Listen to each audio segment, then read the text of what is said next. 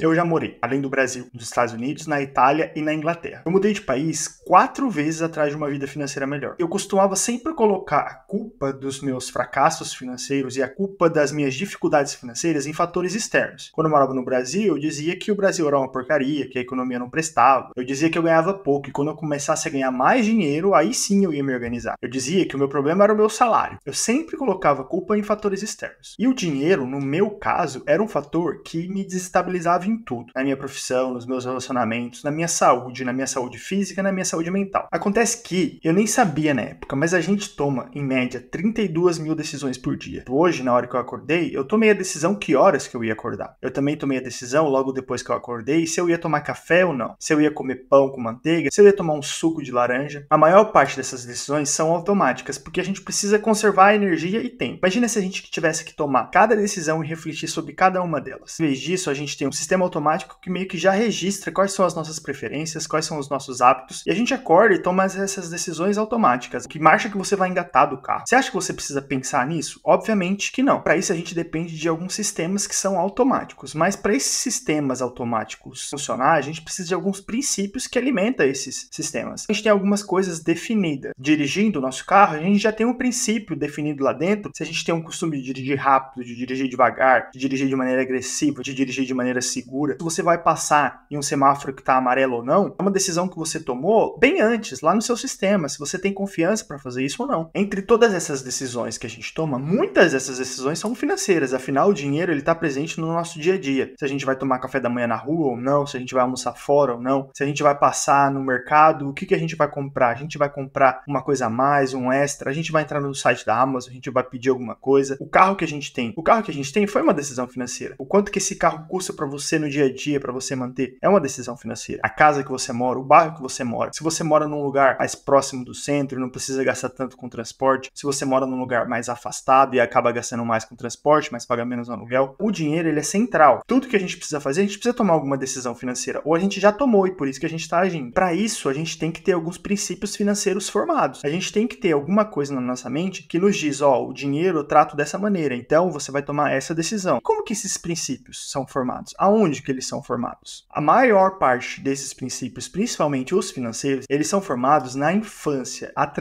presta atenção nisso, através da interpretação infantil dos atos dos adultos que são referência para nós em relação ao dinheiro. Não é simplesmente formado através de observar o que os adultos estão fazendo, de observar os adultos que são responsáveis por nós e as atitudes desses adultos em relação ao dinheiro. Não é simplesmente observando, mas é sim interpretando as atitudes desses adultos. É por isso que alguns irmãos, e esse é um caso meu, da minha família, eu e minha irmã, nós temos 1 ano e 2 meses de diferença. A gente fez tudo praticamente igual na vida. A gente foi na mesma escola, a gente foi na mesma igreja, mas nós crescemos com princípios financeiros totalmente diferentes um do outro. Ela cresceu de um jeito e eu cresci do outro. E nós, em grande parte, observamos os mesmos adultos. Só que não foi só observar como que esses adultos se relacionavam com o dinheiro, mas sim for interpretar o que eu achava que era a atitude desses adultos, o que eu achava que era o comportamento desses adultos. Além do fato que também, alguns, por exemplo, podem focar mais na interpretação do pai, outros podem focar mais na interpretação da mãe. Alguns podem pegar como exemplo um tio, o pai de uma colega, o pai de uma amiga, e aí são 2 irmãos, mas aquela pessoa focou em outro adulto e teve outra interpretação financeira. Esses princípios, então, eles são formados em grande parte naquela infância, através daquela interpretação infantil que a gente teve. E a gente nunca para pensar. Por isso que eu falei que em alguns casos tem pessoas aí hoje adultas responsáveis que as atitudes delas são imaturas e são, em grande parte também, inconscientes, porque elas não entendem que as decisões financeiras dela vêm de uma base, vêm de um fundamento de princípios financeiros que foram formados lá na infância. Eu, até os meus 24 anos, eu nunca tinha parado para refletir qual que era o meu lema financeiro, qual eram os conceitos financeiros que eu tinha pré-estabelecido que fazia eu tomar as minhas decisões. Mas estava dando tudo errado na minha vida, não tinha nada dando certo. Os meus relacionamentos, minha saúde física, minha saúde mental, a minha vida profissional, não tinha nada dando certo. E eu precisava fazer alguma coisa. Eu comecei a fazer terapia. E na terapia, a gente tem uma coisa muito positiva que é a busca por autoconhecimento. A gente tenta se conhecer melhor, a gente busca se conhecer melhor. E nessa busca por se conhecer melhor, eu consegui entender que todas as vezes que eu me desestabilizava nos meus relacionamentos, que eu acabava pegando pesado na minha saúde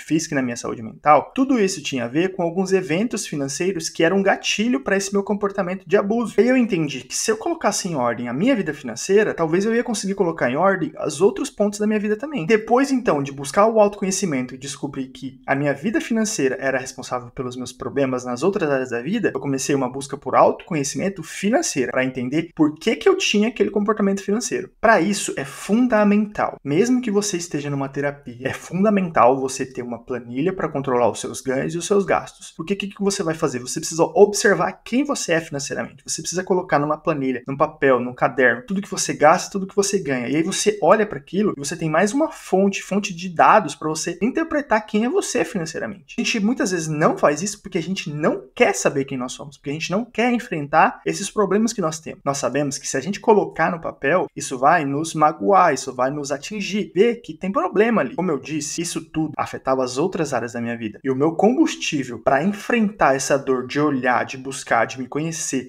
de ver quem eu era porque eu sabia que eu ia ter a recompensa de me recuperar nas outras áreas da minha vida. A partir dessa análise de dados, de tudo que você gasta, de tudo que você ganha, dessa busca por autoconhecimento, por lembrar, de procurar, buscar na infância, quais foram os momentos marcantes para você financeiro, qual foi aquele momento que você lembra do teu pai, da tua mãe, de um tio, de um amigo falando de dinheiro para você e você tendo uma experiência ruim, positiva, e você tendo uma experiência traumática em relação ao dinheiro. Você começa a buscar essas coisas, tanto hoje no presente, vendo como que você é, mas também no passado, quando você era uma criança, quando você era um adolescente. Você vai buscando hoje momentos que você entende que despertam gatilhos em você, momentos que você sabe que você lida com o dinheiro de uma maneira disfuncional porque tem alguma coisa ali por trás, porque você se sentiu incomodado com alguma coisa. Você começa a buscar esse autoconhecimento para entender qual é o seu lema financeiro, para definir em uma frase o que é o dinheiro para você e o que faz você agir, quais são os princípios que você tem dentro da sua cabeça, que quando você tem dinheiro, quando você busca dinheiro, quando você gasta dinheiro, você simplesmente reflete aquilo que está dentro de você. É muito importante você ter essa busca para conhecer e escrever esse lema e definir em uma frase.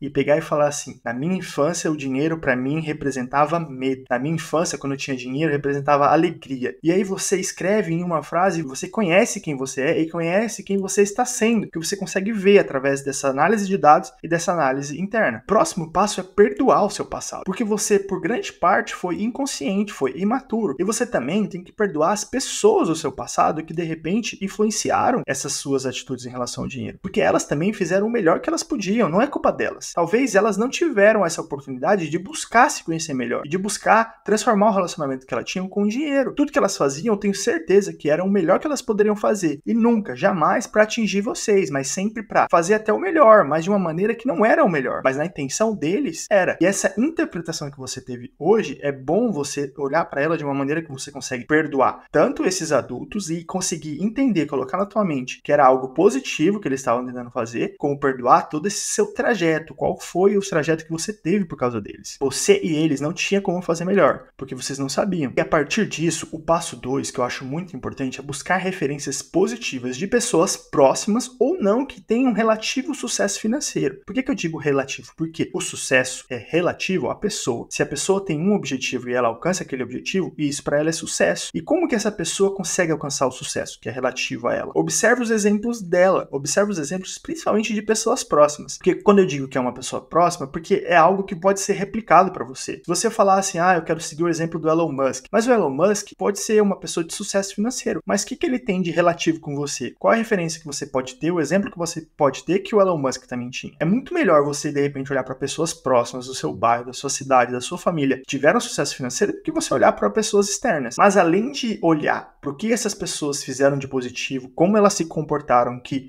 ajudaram elas a ter uma vida de sucesso e uma vida de tranquilidade financeira, você também tem que buscar autenticidade. Aproveita que você já entrou nessa busca por autoconhecimento para saber quem você foi, o que te formou financeiramente, continua nessa busca de autoconhecimento para buscar quem você é hoje, quais são as coisas que você gosta, o que você valoriza, quais são os seus planos, quais são os seus sonhos. O seu sonho é morar numa cidade grande, o seu sonho é morar numa cidade pequena, o seu sonho é ter um carro de marca, um carro caro, o seu sonho é viajar. O que vai ser sucesso financeiro para você? Sucesso financeiro para você vai ser ter uma casa grande, para você ter uma família. Sucesso financeiro vai ser ter dinheiro para você poder viajar e poder curtir. Sucesso financeiro vai ser para você ter uma empresa, ter um trabalho. O que é bom para o outro nem sempre é bom para você. Então busque exemplos externos de pessoas próximas, mas também aproveite essa busca por autoconhecimento para buscar saber quem você é e o que você quer ser. E aí então você pode reescrever esse lema para mostrar para você quem você quer ser financeiramente. Para escrever quais vão ser os princípios que a partir de hoje vão guiar as suas decisões. Toda vez que você receber o seu salário, toda vez que você tiver dinheiro na conta, toda vez que você tiver acesso a um cartão de crédito, os seus gastos vão ser guiados pelos princípios que você estabeleceu de maneira madura e de maneira autêntica. Reflete quem você é hoje e quem você quer ser. Além disso, uma criança, ela não se interessa e ela não entende como que a economia mundial funciona, como que o sistema financeiro mundial funciona, como que o jogo do dinheiro funciona. Além de buscar essas interpretações, além de buscar criar um novo lema financeiro, é importante você buscar conhecer pelo menos um mínimo de como que o sistema monetário mundial funciona, como que é o jogo do dinheiro. Você não tem como dominar sobre o dinheiro se você não entende como o dinheiro funciona. Uma criança de 8 anos, ela não entende qual que é a relação, por exemplo, entre inflação e taxa de juros. Uma criança de 8 anos não entende por que as coisas vão ficar mais caras, por que investir é bom, por que investir é necessário. Uma criança de 8 anos não sabe que ela tem que poupar uma parte do que ela ganha, porque vai ter um momento na vida dela que ela não vai poder trabalhar mais. E ela tem que criar um patrimônio para quando esse momento chegar. Você buscar entender pelo menos o básico do sistema financeiro mundial, como o dinheiro funciona, vai fazer com que você tenha a capacidade de dominar e vencer no jogo do dinheiro. Depois de ter toda essa análise e você já ter escrito qual que era o seu lema financeiro, agora chega a parte de reescrever aquilo que você é e aquilo que você quer ser. É muito importante escrever em algum lugar. Primeiro você registra em um caderno e depois você registra no seu cérebro. E para registrar no seu cérebro é através de repetição. Você acorda de manhã, você lê em algum lugar e você fala assim, é isso que eu sou, é isso que eu quero ser, é esses princípios que eu quero carregar na minha vida, é isso que eu quero me tornar. O dinheiro vai ser para mim uma ferramenta de promover bem-estar e eu vou gastar o dinheiro dessa maneira e eu vou buscar viver dessa maneira e eu vou buscar esses alvos. Eu tenho um plano, eu tenho um objetivo. Conte essa história para você todos os dias, até você acreditar nela. Mas lembre-se, com gentileza. Assim como você perdoou o seu passado, tenha gentileza para lidar com essa transformação. Tenha gentileza para entender que o processo ele não vai ser linear. O processo vai ser de momentos que você vai conseguir implementar essa mudança e você vai se sentir motivado, mas vai ter dias que vai parecer que nada mudou. Algumas coisas que eu recomendaria que estivesse nesse seu lema financeiro. Ter pelo menos 10 mil libras na conta disponível. Isso depende, claro, do seu estilo de vida, se você é solteiro ou se você tem família. 10 mil libras na conta significa um escudo, tanto contra fatores externos, como por exemplo em um momento que você vai ficar sem trabalhar, porque alguma coisa aconteceu e você vai ficar um tempo sem trabalhar, aconteceu alguma coisa com você ou aconteceu alguma coisa com a economia, você tem um escudo, você tem uma proteção, um dinheiro que está ali disponível, que você sabe que você pode contar. Mas esse também é um escudo interno. Além de você poder bancar as suas contas, além de você poder bancar uma emergência que possivelmente pode acontecer com você, você também vai poder ter um escudo mental. Você sabe que você não precisa viver sempre pensando que você está no limite, que se alguma coisa acontecer, você não tem para onde ir, que se alguma coisa acontecer, você vai ter que pedir dinheiro emprestado ou você vai ter que se endividar. Além de ser um escudo contra fatores externos, também vai ser um escudo contra fatores internos. Vai te ajudar a manter a sua mente menos ansiosa. Aprenda a jogar o jogo do longo prazo. O jogo do longo prazo é muito fácil de ganhar, porque tem pouquíssimas pessoas jogando. A gente tem que normalizar ter planos de 2, 3, 4 décadas. Planos que a gente faz um pouquinho por mês, mas são coisas que vão se tornar resultados extraordinários,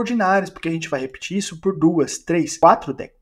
Esse tipo de comportamento, esse tipo de atitude, esse tipo de planejamento não é comum na maioria das pessoas. E a gente tem que normalizar, criar planos de longo prazo, criar metas que a gente sabe que a gente não vai alcançar no mês que vem, no ano que vem ou daqui 2 anos. Mas são metas que a gente está trabalhando, que a gente está fazendo alguma coisa positiva em relação a elas, mas que a gente vai alcançar em 2, 3, 4 décadas. Esses planos são os mais fáceis, porque o sacrifício que você tem que fazer para alcançar alguma coisa com esse horizonte de tempo é muito pouco. É muito pouco o sacrifício que você tem que fazer no presente para alcançar o resultado que você vai ter daqui 30, 40 anos. Isso eu falo nas suas finanças, na sua saúde, na sua mente, na sua profissão. Um pouquinho que você faz todo dia, mas se você repetir isso por 2, 3, 4 décadas, seja na sua saúde, nas suas finanças ou na sua carreira, vai trazer resultados extraordinários para você. O mais importante de tudo, aprenda a ser grato. Se force a ser grato. Lute com todas as suas forças para você aprender a ser grato, aprender o que é gratidão. Porque a felicidade sempre vai ser um estado mental pelo qual você consegue se satisfazer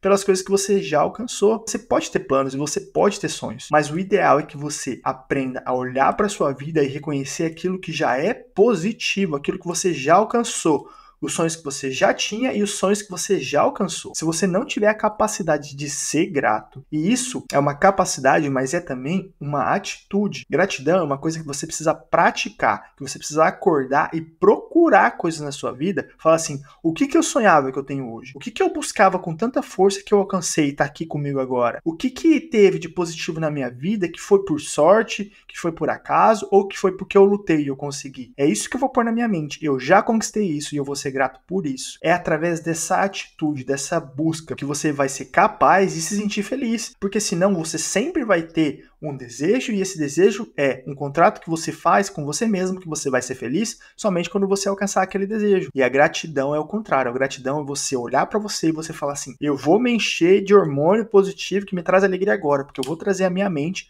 aquilo que é positivo para mim hoje. E eu tenho certeza que a sua vida tem vários motivos para você agradecer hoje por sonhos que você tinha e você já conquistou, seja porque você lutou por eles, ou seja porque o acaso te trouxe esses sonhos. Todo esse processo de transformação financeira, ele é complicado, ele é muito difícil. Eu e outras dezenas de pessoas estamos na internet servindo conteúdo gratuito para inspirar as pessoas e orientar nessa transformação. Eu, como disse, já morei em 4 países e eu sempre busquei uma vida financeira melhor. E muitas dessas vezes que eu busquei uma vida financeira melhor, eu fui na internet busquei youtubers, eu busquei livros, e eu tive muita força de vontade. Por quê? Porque eu entendi que tinha um motivo por trás disso. Eu tinha um combustível, eu queria transformar as outras áreas da minha vida que eu sabia que estava uma porcaria. Esse processo de transformação, ele é duro, ele é difícil. Para você que quer acelerar esse processo, para você que quer ter uma orientação, uma inspiração, uma motivação diária, eu te convido a clicar aqui no link da minha bio, no plano 10K, que você vai pagar um preço para você viver esse processo. Porque, como eu falei, na internet está cheio de conteúdos gratuitos e de pessoas capacitadas que vão te orientar e que vão te inspirar nesse processo, que vão te dar suporte nesse processo. Só que quando você paga o preço, você está pagando o preço que você vai se comprometer a esse processo. Você vai ter um método para viver esse processo. Você vai ter alguém que vai te pegar pela mão e vai te levar estágio por estágio desse processo. Vai te orientar, que vai te inspirar, que vai te suportar de uma maneira completa. Você vai estar pagando o comprometimento. Muitas das coisas que eu falo nesse plano 10K, esse plano 10K é um método que eu ensino as pessoas a conseguirem guardar pelo menos 10 mil libras. E guardar pelo menos 10 mil libras é toda uma reconstrução que a gente precisa fazer. A gente vai visitar esses lemas lá da infância, a gente vai visitar o seu presente, a gente vai fazer uma planilha para entender quem você é, e a gente vai trazer exemplos novos. Eu vou te mostrar para você como que a economia funciona, porque que é importante entender